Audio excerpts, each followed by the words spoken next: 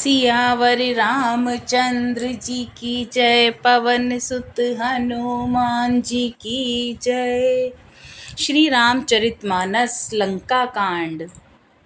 दिन के अंत फिरी दो आनी, समर भई सुबटन श्रम घनी। राम कृपा कपिदलि बल बाढ़ा, जिमित्रन पाई लाग अति डाठा।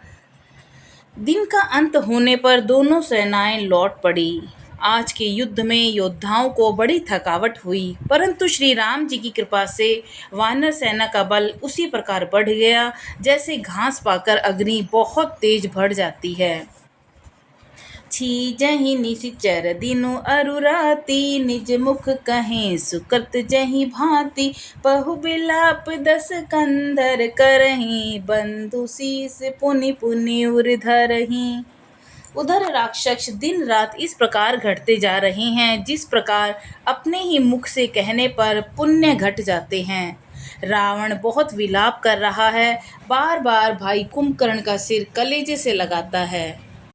रोवहि नारी हृदय अति पानी, तासु तेज बल विपुल बखानी। मेघनाथ ते अवसर आयहु, केहि बधु बहु कथा पिता समझायहु। स्त्रियां उसके बड़े भारी तेज और बल को बखान करके हाथों से छाती पीट पीट कर रो रही हैं। उसी समय मेघनाथ आया और उसने बहुत सी कथाएं कहकर पिता को समझाया।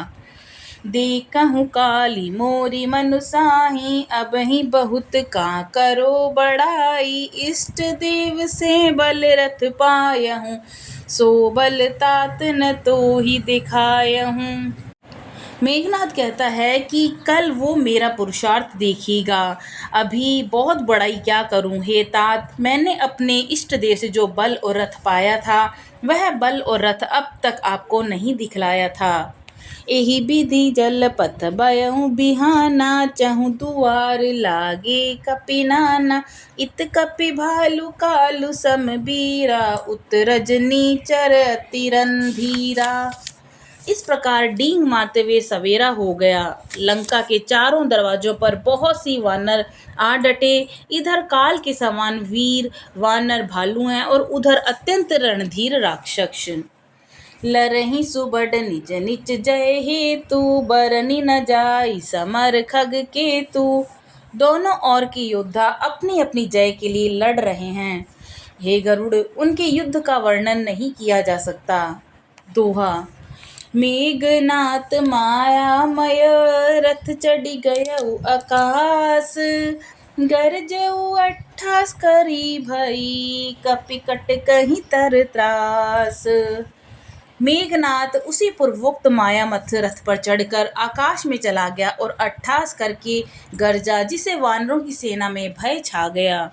शक्ति शूल तरवारी कृपाना, अस्त्र शस्त्र कलु सायुध नाना। डारहि परशु परिध पाषाणा, लागे हूँ वृष्टि करे हूँ बहुबाना।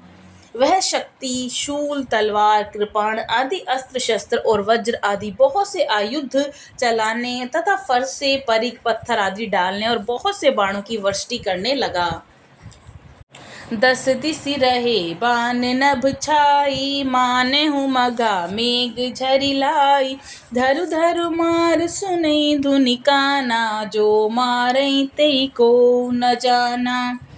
आकाश में दसों दिशाओं में बाण छा गए, मानो मघा नक्षत्र के बादलों ने झड़ी लगा दी हो। पकड़ो पकड़ो, मारो मारो, ये शब्द कानों से सुनाई पड़ते हैं, पर जो मार रहा है उसे कोई नहीं जान पाता।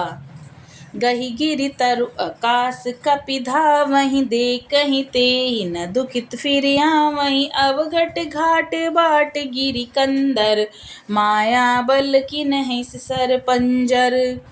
पर्वत और वृक्षों को लेकर वानर आकाश में दौड़कर जाते हैं, पर उसे देख नहीं पाते। इससे दुखी होकर लौट आते हैं और मेघनाथ ने माया के बल से अटपटी घाटियों, रास्तों और पर्वत कंदराओं को बाणों के पिंजरे बना दिए। जाहि कहाँ व्याकुल भय बंदर, सुरपति बंदी परे जनु मंदर। मारुत सुत अंगद नल नीला, किन्हि से विकल सकल बलशीला। अब कहाँ जाएं, यह सोचकर रास्ता न पाकर वानर व्याकुल हो गए, मानो पर्वत इंद्र की कैद में पड़े हों। मेघनाथ ने मारुति, हनुमान, अंगद, नल और नील आदि सभी बलवानों को व्याकुल कर दिया। पुनि लक्ष्मण सुग्रीवी भीषण सरैन मार कीन जर तन पुनि रघुपति से जूझे लागा सर छाड़ई होई लागई नागा।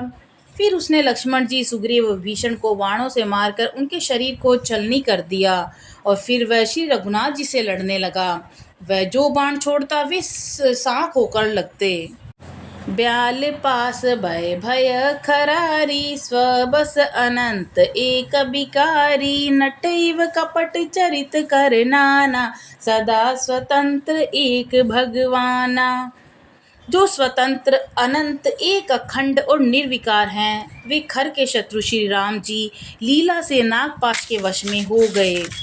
श्री रामचंद्र जी सदा स्वतंत्र, एक अद्वितीय भगवान हैं। वे नाटकी की तरह अनेकों प्रकार के दिखावटी चरित्र करते हैं। रन शोभा लगी प्रभहि बंधायो नाग पास देवन भय पायो। रण की शोभा के लिए प्रभु ने अपने को नाग पाश में बंधा लिया, किंतु उससे देवताओं को बड़ा भय हुआ। दोहा। गिरिजा जासु नाम जपी मुनि काटई भव पास सो की बंद तर आवई व्यापक विश्व निवास। शिवजी कहते हैं कि हे गिरिजे, जिनका नाम जपकर मुनि जन्म मृत्यु की फांसी को काट डालते हैं, वे सर्वव्यापक और विश्व निवास प्रभु कहीं बंधन में आ सकते हैं। चरित राम के सगुन भवानी तरकी न जाहे बुद्धि बलबानी अस विचार जे तज्ञ बिरागी राम ही बजई तर्क सब त्यागी। हे भवानी, श्री राम जी की इन सगुन लीलाओं के विषय में बुद्धि और वाणी के बल से तर्क निर्णय नहीं किया जा सकता। ऐसा विचार कर जो तत्व ज्ञानी और विरक्त पुरुष है, वे सब शंका छोड़कर श्री राम जी का भजन ही करते हैं। व्याकुल कट कुकीन घन नादा पुनि भा प्रकट कहीं दुर्बादा जामवंत खे खल उठाड़ा सुनि करता ही क्रोध यति बाड़ा। मेघनाथ ने सेना को व्याकुल कर दिया और फिर वह प्रकट हो गया और दुर्वचन कहने लगा। इस पर जामवान ने कहा कि अरे दुष्ट, खड़ा रह। यह सुनकर उसे बड़ा क्रोध बढ़ा। बूढ़ जानी सट छाड़े तो ही लागसी अगम पचारे मोही अस कही तरल त्रिशूल चलायो जामवंत कर गही सोई ध्यायो। अरे मूर्ख, मैंने बूढ़ा जानकर तुझे छोड़ दिया था। अरे अगम, अब तू मुझी को ललकारने लगा है। ऐसा कहकर उसने चमकता हुआ त्रिशूल चलाया। जामवान उसी त्रिशूल को हाथ से पकड़कर दौड़ा।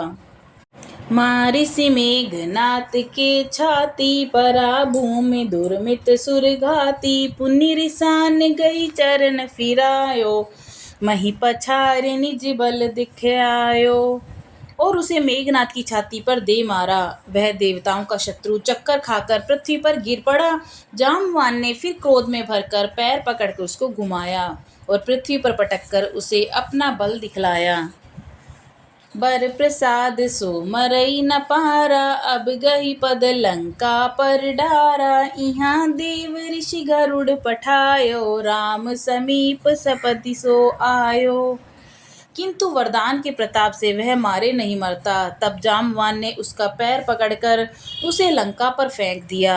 इधर देवर्षि नारद जी ने गरुड़ को भेजा। वे तुरंत ही श्री राम जी के पास आ पहुँचे। दोहा। खगपति सब धरि खाय माया नाग बरूथ माया बिगत भई सब हर्षि बानर जूथ। पक्षी राज गरुड़ जी सब माया सर्पों के समूह को पकड़कर खा गए। तब सब अचानक वानरों के झुंड माया से रहित होकर हर्षित हुए। गही गिरिपा दभ उपल नग धाये कीस रिसाई चले तमी चर बिकल तर गढ़ पर चढ़े पिराई। पर्वत, वृक्ष, पत्थर और नख धारण किए वानर क्रोधित होकर दौड़े। निशाचर विशेष व्याकुल होकर भाग चले और भागकर किले पर चढ़ गए। मेघनाथ के मूर्छा जागी, पितहि बिलो की लाज अति लागी। तुरत गयो गिरिवर कंदरा, करो अजय मख असमन धरा। मेघनाथ की मूर्छा छूटी, पिता को देख उसे बड़ी शर्म आई। मैं अजय होने को यज्ञ करूं, ऐसा मन में निश्चय कर वह तुरंत श्रेष्ठ पर्वत की गुफा में चला गया।